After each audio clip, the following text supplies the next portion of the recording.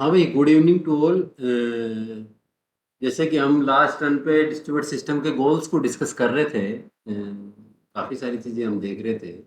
तो एक तो मैंने आपको पहले भी बताया है कि जैसे जो डिस्ट्रीब्यूटेड सिस्टम की जो बुक है उसके रेफरेंस में कि आप लोग अगर एक जर्नलाइज बुक प्रीफर करेंगे तो एक अच्छा राइटर जो है, जैसे कि टेननबॉम और वेनिस्टीन की बुक आती है डिस्ट्रीब्यूटेड सिस्टम की, तो वो आपको उसकी सॉफ्ट कॉपी इजीली अवेलेबल है अपने जो यहाँ पे गूगल पे। और अगर नहीं भी हो तो मैं आपको भेज दूंगा।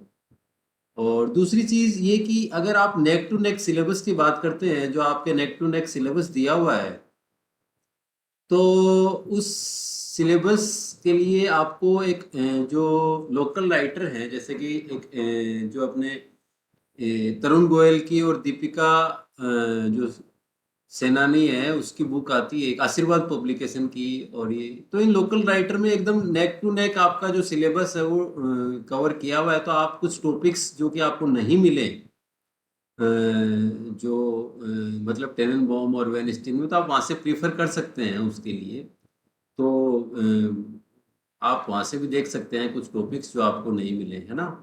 तो आई होप आपने बुक्स वगैरह तो अभी शायद कुछ अरेंजमेंट किया होगा। हम्म। ऐश्वर्या, ऐश्वर्या किया है क्या अरेंजमेंट बुक्स का? No sir. अभी अच्छा, बुक्स आपने अच्छा, कोई बुक भी अभी तो बाहर नहीं निकले हो, लेकिन आप यहाँ से भी डाउनलोड कर सकते हो ना, बुक को फ्रीली डाउनलोड कर सकते हैं अपन कुछ बुक्स को।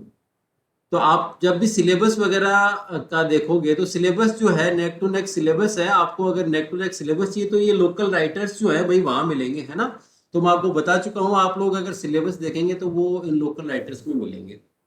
और बाकी आपको जो ओवरऑल सिनेरियो है वो डिस्ट्रीब्यूटेड सिस्टम की जो बुक है जो टेननबॉम और वेनिस्टीन की बहुत अच्छी बुक है। उसमें क्या है, हालांकि आपको नेक टू नेक सिलेबस नहीं मिलेगा उसमें, आपको अलग अलग पॉइंट्स मिलेंगे, अलग अलग टॉपिक्स मिलेंगे जिनको अच्छे से कवर किया हुआ है ना। तो वो आप वहां से आप ले सकते हैं।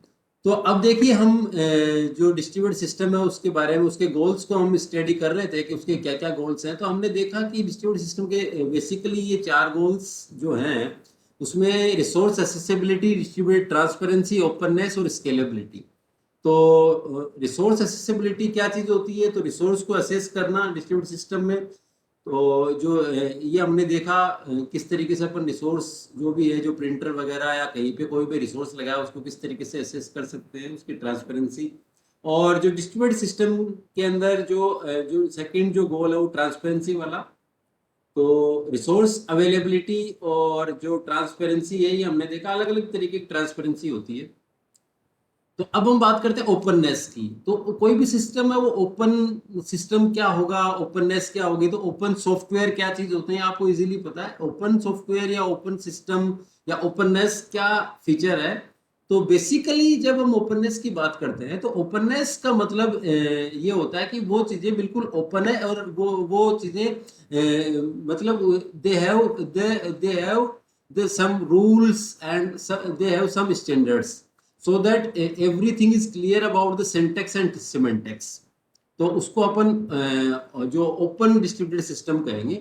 तो बेसिकली जो ओपन डिस्ट्रीब्यूटेड सिस्टम है उसमें फिक्स रहता है कि भाई कि ये उसका सिंटेक्स होगा, ये सिमेंटेक्स होगा और ये इसके स्टैंडर्ड होंगे। तो ये सारा का सारा क्लियर रहता है।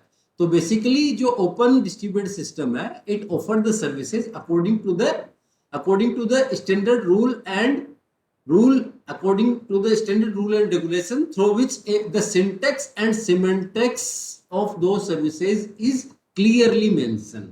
तो उसकी सिंटेक्स और सिमेंटिक्स है वो क्लियरली मेंशन, मतलब every the openness should become so that we can जैसे अपन को कई बार देखते हैं कि अपन काफी सारे जो कुछ जो सॉफ्टवेयर होते हैं उनको हम इजीली फ्री सॉफ्टवेयर जिनको हम बोलते हैं, तो उनके हमें पता रहता है कि भाई इजीली अवेलेबल है, तो उनके अंदर पर्टिकुलर काफी सारी चीजें एकदम हमें वो इजीली मिल जाती हैं। इसी तरीके से जैसे कि ओपन डिस्ट्रीब्यूटेड सिस्टम की बात हम जो कर रहे हैं उसका मतलब ये है कि उसके अंदर जो हम यूज में लेते हैं जो सिंटेक्स सिमेंटिक्स वो बहुत क्लियरली होती है, कुछ पर्टिकुलर रूल्स को फॉलो करती है, ठीक है।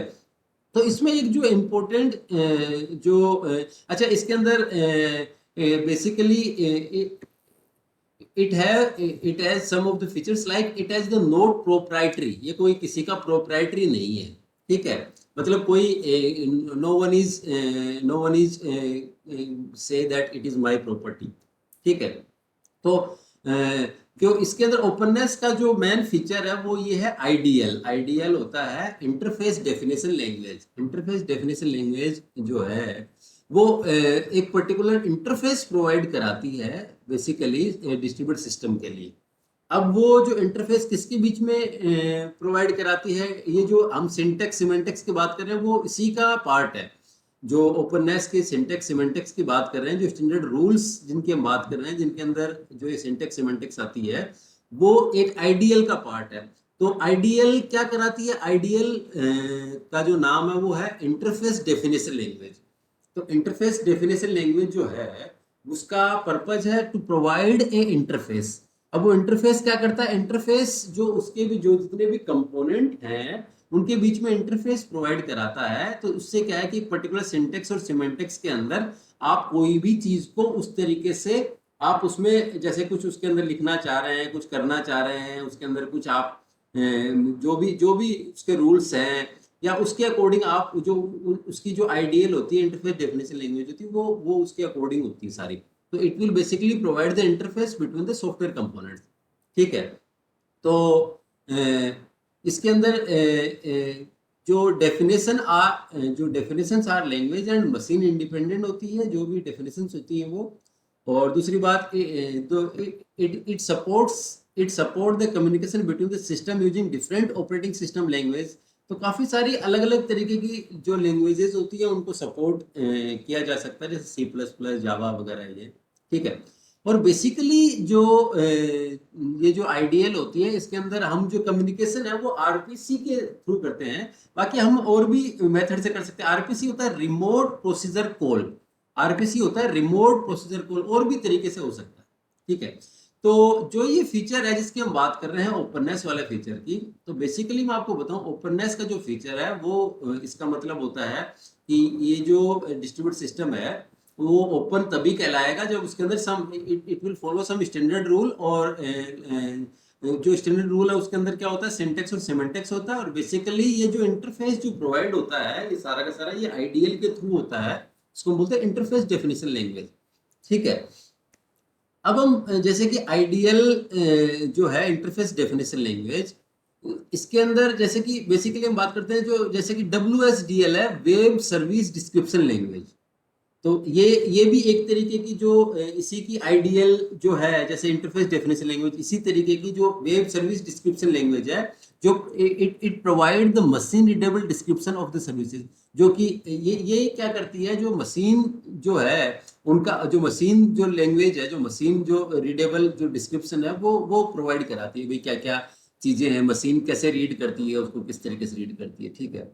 तो ये जो आइडियल है, जो ये आइडियल जो है उसके काफी सारे एग्जांपल्स हैं, जैसे WSDL हो गया, OMG हो गया। OMG basically OMG is the object management group. OMG ideal, OMG is object management group, जिसके अंदर ऑब्जेक्ट मैनेजमेंट ग्रुप है जो हम पढ़ेंगे कोरबा के अंदर। ये जो कोरबा है इसके अंदर हम पढ़ेंगे object management group. Korba is the part of the object management group. जो ये कोरबा वाला जो रिक्वेस्ट ब्रोकर आर्किटेक्चर है ये सारा का सारा ऑब्जेक्ट मैनेजमेंट ग्रुप के अंदर आता है। तो इसके अंदर जो रिमोट प्रोसीजर कॉल है, रिमोट प्रोसीजर कॉल, वो सारा का सारा इसके अंदर इसका पार्ट होता है ना। तो बेसिकली जो ओपननेस से जो हमारा मतलब है वो है कि आप इसको ये कह सकते हैं कि it will include some of the standard features, some of the standard rules, so that we can easily reflect the syntax and semantics, and it is basically dependent on the IDL. So IDL provide the interface, and there are some of the examples of the IDL. So ये एक इसका जो गोल होगा। इसके बाद में हम बात करते हैं जैसे कि कुछ जो ओपन सपोर्ट सिस्टम में और कुछ कुछ चीजें जो इंक्लूड की गई हैं, जिसमें एक जो चीज है वो है इंटरऑपरेटेबिलिटी। इंटरऑपरेटेबिलिटी को ये जो है ये सिस्टम सपोर्ट करता है। तो इंटरऑपरेटेबिलिटी ओपननेस का मतलब है कि वो इंटरऑपरेटेबिलिटी को सपोर्ट करेगा।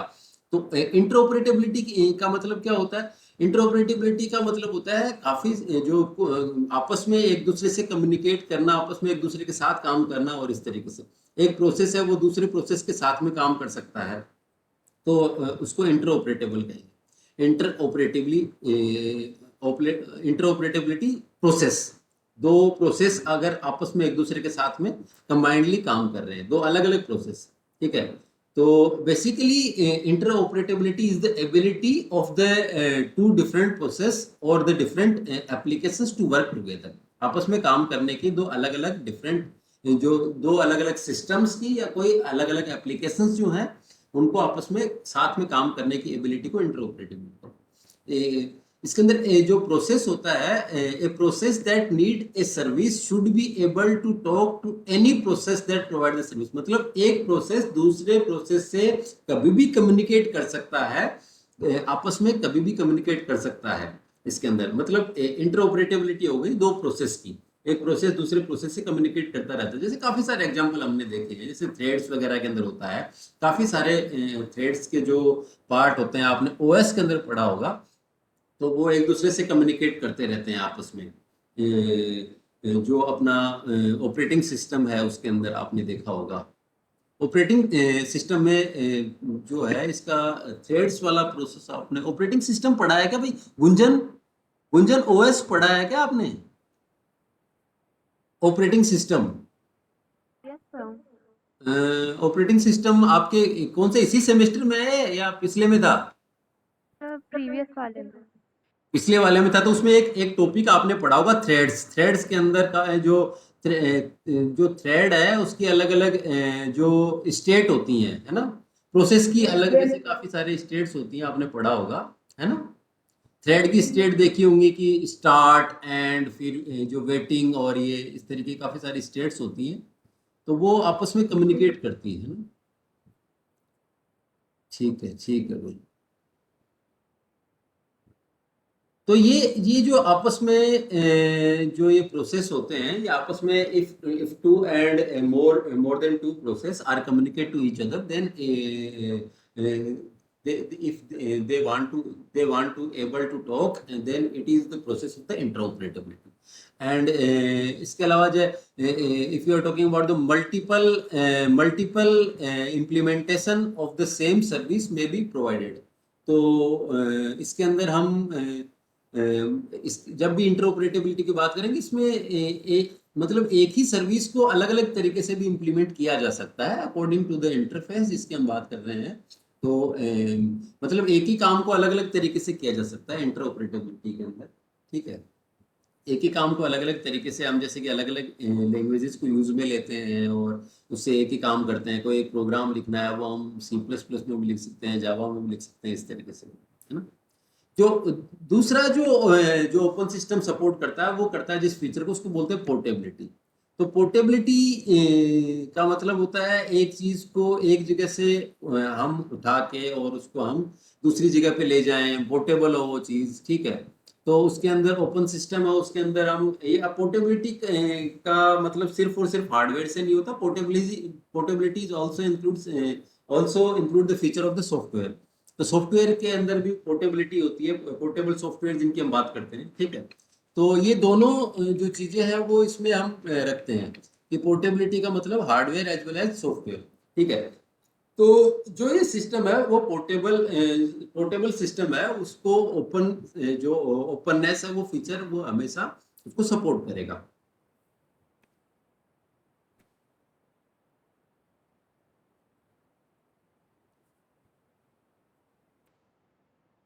हाँ भाई, क्या क्या बात हुई श्रेया अग्रवाल? श्रेया क्या बात है? श्रेया ऐड नहीं हो रही क्या? श्रेया,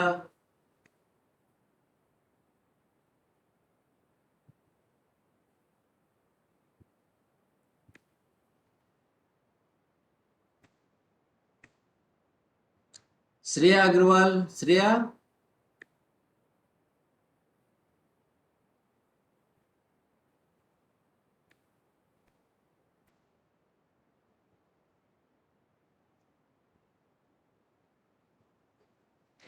श्रेया लीव करके वापस से ज्वाइन करो एक बार।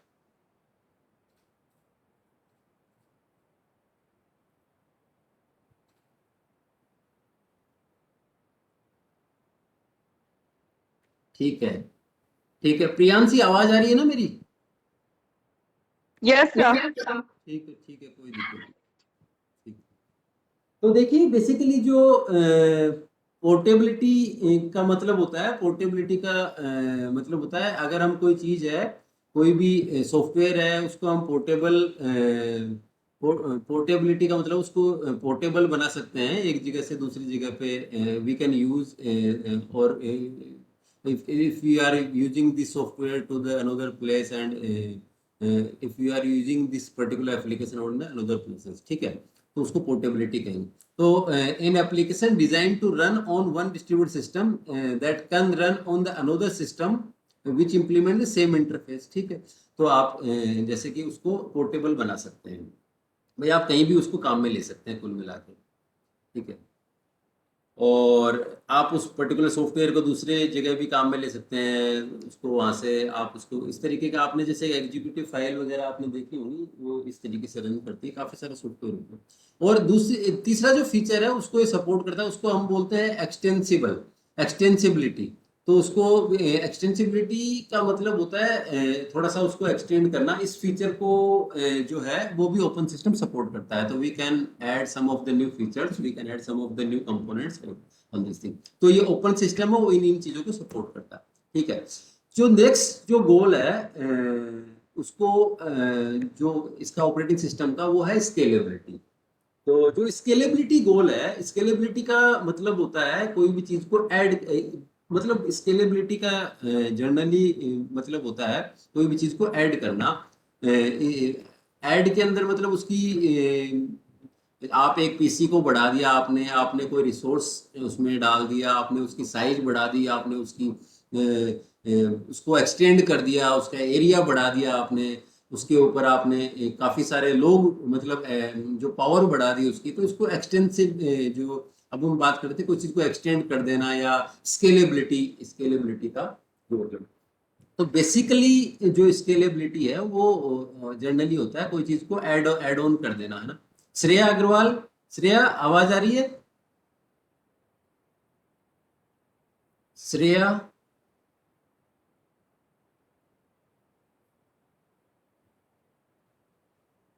ठीक है, ठीक ठीक है। हाँ तो देखिए बेसिकली जो स्केलेबिलिटी का जो फीचर है, वो स्केलेबिलिटी का जो फीचर है वो बेसिकली हम तीन चार तरीके से देख सकते हैं। जो इसके अंदर हम उसके अलग अलग डायमेंशन होते हैं। स्केलेबिलिटी का मतलब होता है कोई चीज़ को एक्सटेंड कर देना। तो एक्सटेंड अपन कोई चीज़ को बढ़ाएंगे, कोई डिस्ट्रीब्यूट सिस्टम को बढ़ाएंगे, तो उसको हम first we can extend in the term of the size. जैसे हमने साइज बढ़ा दी, तो अगर हम इसकी साइज बढ़ा दी तो ये कह देंगे कि स्केलेबल हो गया। स्केलेबल मतलब बढ़ा दिया। तो हमने पीसी थे 20 पीसी थे, 10 और ऐड कर दिए, स्केलेबिलिटी बढ़ गई उसकी, ठीक है। और scalability it may be if we are adding the features in the respect of the geographical distribution. मतलब हमने थोड़ा एरिया बढ़ा दिया, उसका एरिया बढ़ा दिया तो भी स्केलेबिलिटी बढ़ गई। एरिया बढ़ा दिया तो जियोग्राफिकल जो डिस्ट्रीब्यूशन है उसके रेस्पेक्ट में भी स्केलेबिलिटी बढ़ सकती है, ठीक है। और जैसे मतलब हमने थोड़ा एरिया, पहले छोटे एरिया में डिस्ट्रीब्यूटेड सिस्टम था, उसका एरिया को थोड़ा बड़ा कर दिया हमने। तो इट इज बेसिकली एक्सटेंशन और it is basically scalability according to the geographical distribution. और स्केलेबिलिटी जो है it may be also in the respect of the administrative organization. मतलब कि हमने जो उसके ऊपर जो ओनर थे, ओनर या एडमिनिस्ट्रेटर थे, उनको बढ़ा दिए। एडमिनिस्ट्रेटर बढ़ने से उसके जो अलग अलग कंपोनेंट हो गए, तो एडमिनिस्ट्रेटर बढ़ने से क्या हुआ, वो और एक्सटेंड हो गया। मतलब we can easily handle all the things and we are directly increasing the scalability. तो if we are talking about the scalability, it may be depend on many of the dimensions like अगर हम उसकी size बढ़ा देंगे तो scalability बढ़ जाएगी, मतलब नंबर ऑफ पीसीज बढ़ा देंगे। अगर हम उसका एरिया बढ़ा देंगे तो नेटवर्किंग का जो बड़ा एरिया हो जाएगा, काफी सारा एरिया हो जाएगा, तो भी उसकी साइज बढ़ जाएगी और स्केलेबिलिटी बढ़ जाएगी। इट में भी डिपेंड है, तो बड़ा ज्योग्राफिकल एरिया हो जाएगा तो स्केलेबल हो जाएगा। या फिर अगर हम बात करें कि उसकी जो उसके ऊपर नंबर ऑफ जो एडमिन पावर है वो बढ़ा दी जाए। एडमिन पावर मतलब एडमिनिस्ट्रेटर बढ़ा दिए तो उसके अंदर मतलब हर एक डिपार्टमेंट, जैसे कि हम बात करें अपने कॉलेज के अंदर जितने भी जो डिपार्टमेंट्स हैं, जैसे कि अलग अलग जो हमने जिस तरीके से हम सॉफ्टवेयर बनाते हैं तो उसके अंदर सॉफ्टवेयर के अंदर हम क्या करते हैं, जैसे कि अलग अलग डिपार्टमेंट्स है, जैसे जैसे अलग अलग ब्रांच हो गई, आईटी हो गई, टीसी हो गई, टीटी हो गई, और ये इलेक्ट्रॉनिक्स हो गई और मैकेनिकल। ठीक है, उसके अलावा जैसे हमने लाइब्रेरी कोई मॉड्यूल बना दिया, हमने काफी सारे मॉड्यूल भी बना के देखे, लाइब्रेरी हो गया, या फिर और भी जैसे कि कुछ हमने और कोई मॉड्यूल बना रखा है साथ में। तो उन सब का जैसे कि हमारे यहाँ पे ये जो बिल्डिंग है, बिल्डिंग का जो काम होता है, बिल्डिंग का ओआईसी बना दिया हमने। ठीक है, इसी तरीके से जो ये जो लेबर वगैरह है, लेबर का इंचार्ज, सिक्योरिटी इंचार्ज, ये सब, तो ये सारे के सारे एडमिनिस्ट्रेटिव पोस्ट है।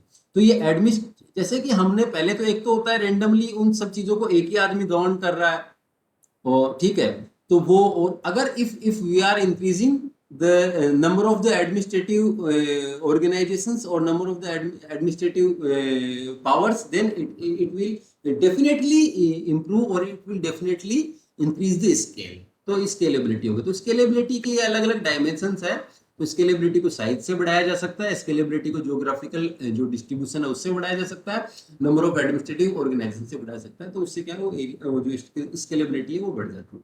ठीक है, तो स्केलेबिलिटी जो है इसके अंदर मैं एक चीज जरूर आपको बताऊंगा कि ये चीज बढ़ने से इसके फायदे और नुकसान दोनों चीजें हो सकती है। स्केलेबिलिटी बढ़ने से, there are the lot of the advantage और there are the some of the disadvantage also scalability से, है ना। तो Kiran Kiran Parashar, yes sir. Kiran, scalability का मतलब समझ में आ गया क्या आपको? यस सर, कोई चीज एक्सटेंड करना, हाँ, कोई चीज को बढ़ा देना। बढ़ाना। अब हाँ, वेरी गुड। तो मेरे को ये बताओ, इसका कोई फायदा या नुकसान बता सकते हो? कोई एक फायदा या कोई एक नुकसान? भाई, क्या फायदा है, क्या नुकसान है, हैं? भाई, स्केलेबिलिटी से क्या फायदा है? जैसे हम ये कह रहे हैं कि भाई जाहिर सी बात है कि ये गोल है, अगर डिस्ट्रीब्यूटेड सिस्टम का, इसका मतलब इससे फायदा तो है ही है, ये तो हम खुद ही कहते हैं। लेकिन इसका क्या फायदा आप बता सकती हैं थोड़ा? कोई एक फायदा स्केलेबिलिटी का,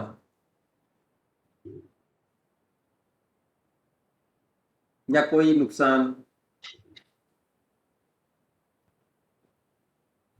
इसकी परफॉर्मेंस अच्छी हो जाएगी। परफॉर्मेंस अच्छी हो जाएगी, ठीक है, वेरी गुड, सही बात है। ठीक है, हर्षिता शेटिया, हर्षिता, अगर हम कोई चीज को बढ़ा देंगे तो उसकी परफॉर्मेंस अच्छी, हाँ हाँ हर्षिता, कोई, हर्षिता, इससे कोई नुकसान भी हो सकता है क्या स्केलेबिलिटी से?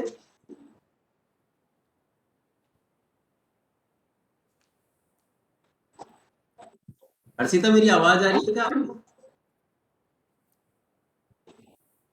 मेरी आवाज आ रही है हर्षिता? यस।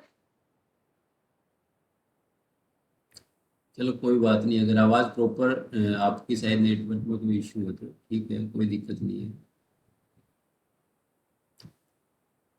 हाँ भाई हेमू, तुम बताओ, हेमू, कोई नुकसान हो सकता है क्या स्केलेबिलिटी से, या नहीं हो सकता?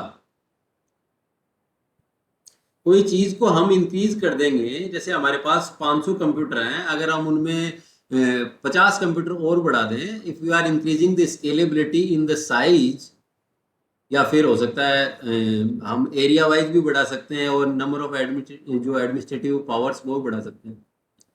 तो कोई नुकसान हो सकता है क्या इस चीज से?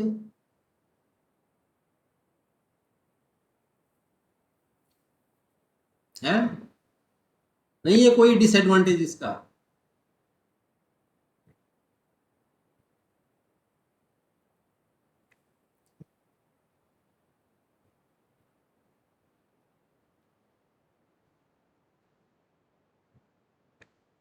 हाँ भाई, प्रियांशी।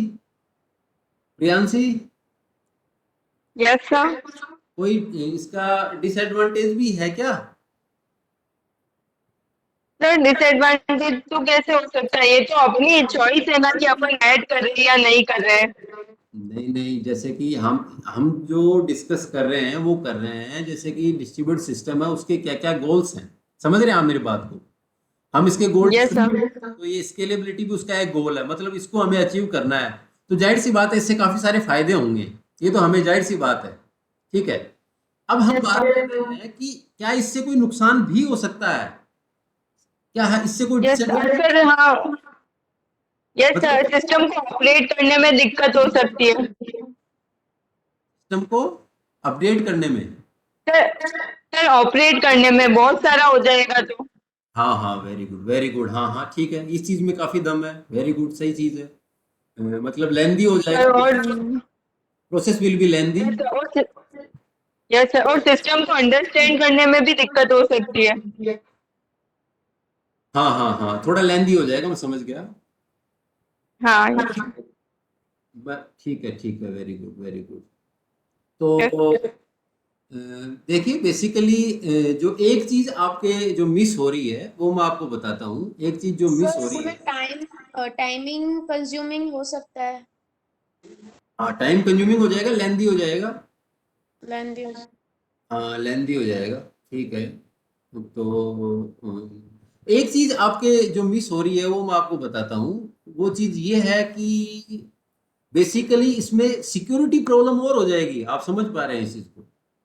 मतलब सिक्योरिटी, ये तो आपने जो बताया वो तो बिल्कुल सही बताया, इसके साथ में एक सिक्योरिटी प्रॉब्लम और हो जाएगी, जब सिस्टम बड़ा हो जाएगा, स्केल हो जाएगा, ज्यादा चीजें हो जाएंगी, नेटवर्क प्रॉब्लम ज्यादा, मतलब जाहिर सी बात है नेटवर्क प्रॉब्लम ज्यादा आएगी, नेटवर्क बड़ा होगा, नेटवर्क प्रॉब्लम ज्यादा आने लग जाएगी।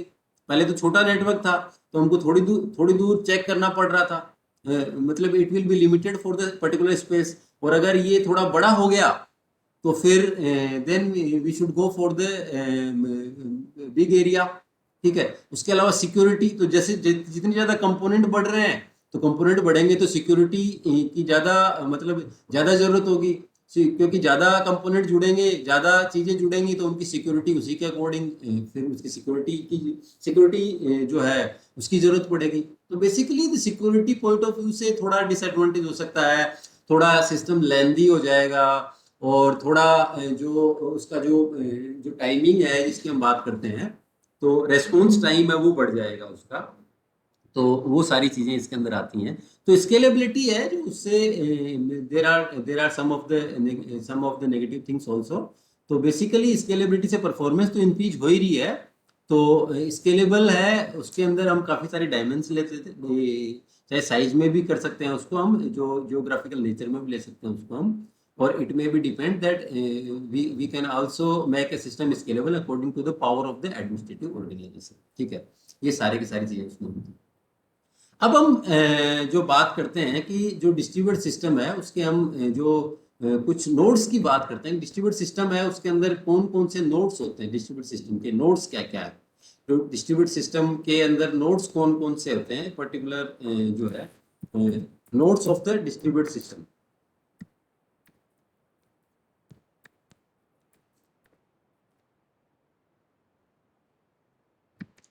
तो डिस्ट्रीब्यूट सिस्टम के जो नोड्स हैं वो क्या क्या हैं? तो जो डिस्ट्रीब्यूट सिस्टम होता है उसके अंदर बेसिकली जो हम बात करें कि तीन नोड होते हैं बेसिकली, जैसे आपने नाम सुना होगा क्लाइंट सर्वर। ठीक है, एक मिनट रुकना भाई, एक मिनट।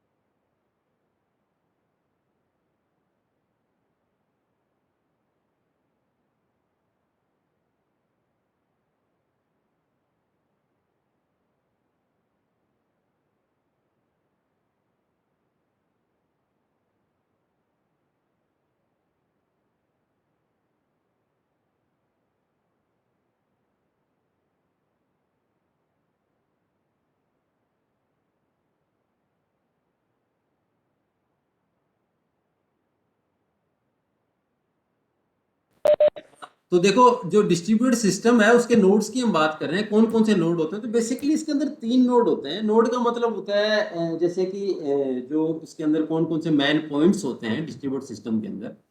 तो जैसे हम बात करते हैं, एक तो क्लाइंट होता है, जैसे एक तो हम क्लाइंट बोलते हैं इसको हम,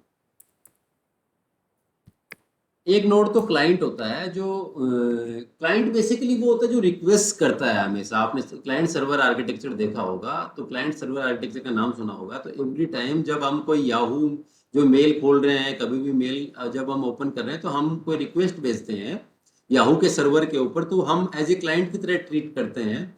तो वो जो हम जिस पीसी पे बैठते हैं, फिर वो सर्वर के पास जाता है, फिर सर्वर रिस्पॉन्ड करता है, ठीक है। तो एक तो क्लाइंट होता है, एक होता है सर्वर, और एक जो और नोड होता है उसको पीर नोड बोलते हैं। पीर नोड जिसको हम बोलते हैं। तो basically there are the 3 different nodes और 3 different nodes for the distributed system जो है। उसके अंदर 3 बेसिकली नोड्स होते हैं। One is the client, second one is the server, and third one is the peer node. Client node, server node और peer node. तो जो क्लाइंट सर्वर आर्किटेक्चर है, ये आपने देखा होगा कि क्लाइंट सर्वर आर्किटेक्चर क्या होता है। तो क्लाइंट सर्वर आर्किटेक्चर के अंदर बेसिकली जो होता है, क्लाइंट होता है वो सर्वर से रिक्वेस्ट भेजता है। क्लाइंट सर्वर को रिक्वेस्ट भेजता है कि मुझे ये चीज़ चाहिए। तो सर्वर फिर क्या करता है, सर्वर उसको रेस्पॉन्ड करता है। Every time server will respond to the request which is send by the client. Client के थ्रू जो भी रिक्वेस्ट भेजेगी उसको रेस्पॉन्ड करेगा। और तो ये क्लाइंट नोड का मतलब जो रिक्वेस्ट करता है वो नोड हो गया, और सर्वर नोड वो हो गया जो कि रिक्वेस्ट को फुलफिल करता है। और पीर नोड वो होता है, पीर नोड का मतलब वो नोड होता है जो नोड क्लाइंट की मतलब दोनों तरह से बिहेव करता है, आप ये समझिए, है ना। जो पीर टू पीर कम्युनिकेशन आपने पढ़ा होगा। पीर नोड जो है वो, पीर node basically sometime works like a server or sometime works like a client. तो peer node sometime works like a server और कई बार sometimes क्लाइंट की तरह, दोनों तरह काम करता है पीर नोड। तो बेसिकली जो डिस्ट्रीब्यूटेड सिस्टम है उसके 3 नोड होते हैं। एक तो क्लाइंट नोड होता है, जो क्लाइंट नोड हमेशा क्या करेगा, request every time request send करेगा। और सर्वर जो नोड होता है, सर्वर नोड जो रिक्वेस्ट भेजी है उसको रेस्पॉन्ड करेगा।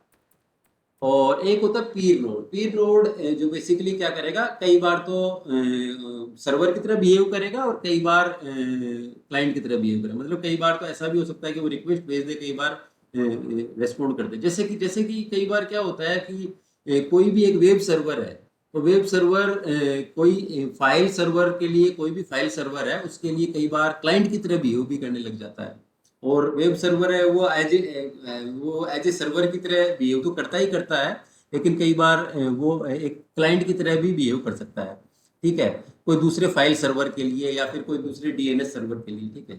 तो क्लाइंट की तरह बिहेव करना मतलब मतलब वो खुद भी कोई, उसको कोई रिक्वायरमेंट हो, कोई प्रोसेस, कोई रिक्वेस्ट को किसी दूसरे को भेजना हो, तो उसको हम क्लाइंट कहेंगे, है ना। तो बेसिकली जो डिस्ट्रीब्यूटेड सिस्टम के अंदर कितने नोड्स होते हैं, डिस्ट्रीब्यूटेड सिस्टम के अंदर 3 नोड होते हैं बेसिकली, क्लाइंट, सर्वर और पीर नोड, है ना। तो इन सबका अलग अलग तरीके से अलग अलग काम होता है सबका। ये बेसिकली आपस में एक दूसरे से कनेक्टेड रहते हैं। पूरे डिस्ट्रीब्यूटेड सिस्टम के अंदर एक क्लाइंट होगा, कोई सर्वर होगा, कोई पीर नोड होगा। बेसिकली 3 ही तरीके के नोड होंगे सारे के सारे, है ना। तो ये सब ठीक है भाई। तो ये डिस्ट्रीब्यूटेड सिस्टम के अंदर 3 तरीके के नोड होते हैं। तो ये सारा आपको देखना। क्लाइंट सर्वर सिस्टम के बारे में आपने सुना है क्या पहले, आपने कि क्लाइंट सर्वर सिस्टम क्या काम करता है या नहीं सुना है? हर्षिता क्लाइंट सर्वर का नाम सुना है क्या आपने? क्लाइंट सर्वर सिस्टम क्या काम करता है या नहीं सुना है क्लाइंट सर्वर का?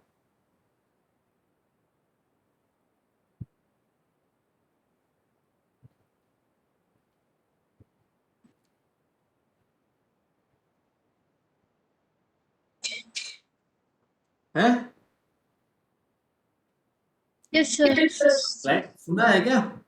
चलो कोई बात नहीं, अब समझ में आया क्या क्लाइंट क्या करता है। क्लाइंट हमेशा रिक्वेस्ट भेजेगा जैसे कि आपने कोई भी रिक्वेस्ट भेजी, सर्वर हमेशा रेस्पॉन्ड करेगा उस रिक्वेस्ट का। और ये तो हो गया क्लाइंट सर्वर। और इसमें एक तीसरा नोड होता है, उसको पीर नोड कहते हैं। पीर नोड बेसिकली क्लाइंट और सर्वर दोनों की तरह बिहेव करता है। कई बार क्लाइंट की तरह बिहेव, क्लाइंट का बिहेव करता है कि वो क्लाइंट है, और कई बार सर्वर का बिहेव करता है वो सर्वर है, इस तरीके से, है ना। तो बेसिकली सर, ठीक है। जैसे कि आप किसी जैसे कि आपका जो एक कहीं पे सर्वर होता है किसी भी चीज़ का, हर चीज़ का एक सर्वर कहीं पे होता है। जैसे आप लोग जो ईआरपी वगैरह जो चला रहे हैं, ईआरपी आपके ईआरपी वाला सिस्टम, उसका सर्वर अपने कॉलेज में है। तो आप लोग जो भी कहीं से भी जो रिक्वेस्ट भेजते हैं कि मुझे मेरा फीस चेक करनी है, फीस भरनी है, तो फीस भरने के लिए आप लोग जहाँ से ओपन करते हैं, फिर उसमें जो नंबर डालते हैं, आईडी और अपना नाम और फादर्स नेम, क्लास, जो भी सेमेस्टर, फिर उसके बाद वो रिक्वेस्ट जाती है, वो सर्वर के पास जाती है, फिर वो आपको वापस से रेस्पॉन्ड करता है इस तरीके से। तो क्लाइंट तो हो गया आपका वो पीसी, वो क्लाइंट हो गया।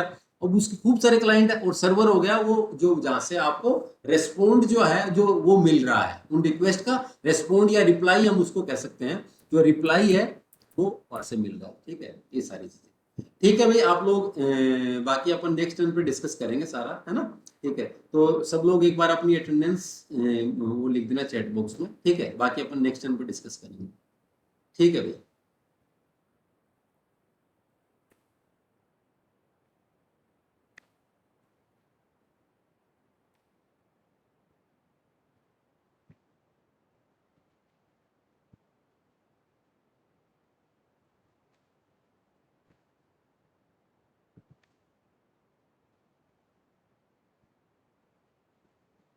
हाँ, यू कैन लीव नाउ, कोई दिक्कत नहीं है। आपने अगर अटेंडेंस मार्क कर दी तो आप छोड़ सकते हैं।